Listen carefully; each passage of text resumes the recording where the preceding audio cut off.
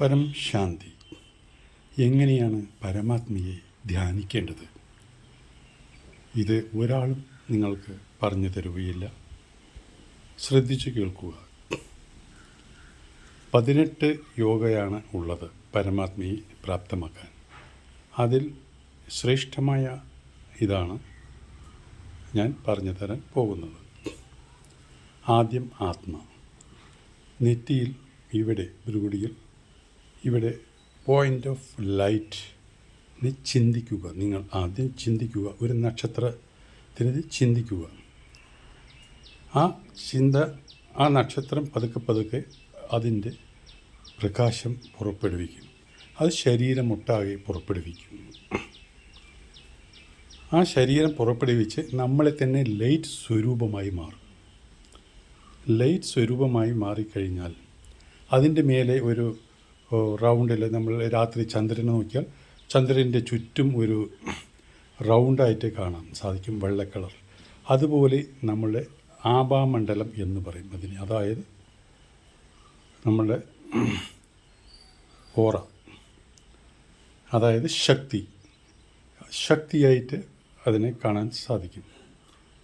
ആ ശക്തി കണ്ടതിന് ശേഷം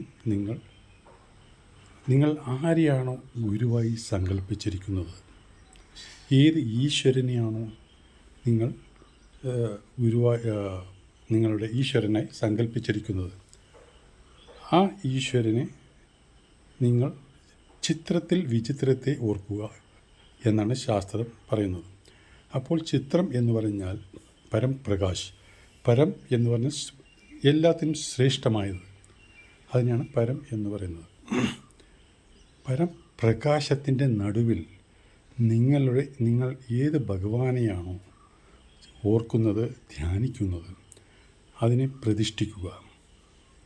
പ്രതിഷ്ഠിച്ചതിന് ശേഷം ആകാരി രൂപമായിരിക്കണം, ലൈറ്റ് സ്വരൂപമായിരിക്കണം, ചിത്രം ആകരുത്. അതാണ് ചിത്രം പറഞ്ഞാൽ പരംപ്രകാശ്, വിചിത്രം പറഞ്ഞാൽ ആകാരി രൂപം, ലൈറ്റ് സ്വരൂപം. ലൈറ്റ് സ്വരൂപമായി നമ്മൾ അതിനെ സങ്കല്പിക്കണം. പതുക്കെ സങ്കല്പം യാഥാർത്ഥ്യമാകും. സങ്കല്പത്തിലൂടെയാണ് നമ്മൾ സൃഷ്ടി ഉണ്ടായിരിക്കുന്നത്. അതിനാൽ സങ്കല്പിക്കുക. നിങ്ങൾ ഏത് ഈശ്വരനെയാണോ ധ്യാനിക്കുന്നത്, ആ ഈശ്വരൻ്റെ ഭൃകുടി ഈ നെറ്റിയിൽ ഇവിടെ നിന്ന് ഒരു പ്രകാശം നിങ്ങളുടെ സഹസ്രാരം ചക്രത്തിലൂടെ നേരെ പോയി കാരൺ ശരീരത്തിലോട്ട് പോകും. കാരൺ ശരീരത്തിൽ നിങ്ങൾക്ക് എത്ര പാപങ്ങളുണ്ടോ അതിനെയെല്ലാം കത്തിച്ചാമ്പലാക്കും. അതിനുശേഷം നിങ്ങളുടെ ആത്മാ പതുക്കെ പ്രകാശിക്കാൻ തുടങ്ങിക്കഴിഞ്ഞാൽ നിങ്ങൾ ഇത് നിത്യേന ചെയ്യണം. എന്നാൽ മാത്രമാണ് നിങ്ങൾക്ക് ക്ലിയർ ആവുക. പരം ശാന്തി.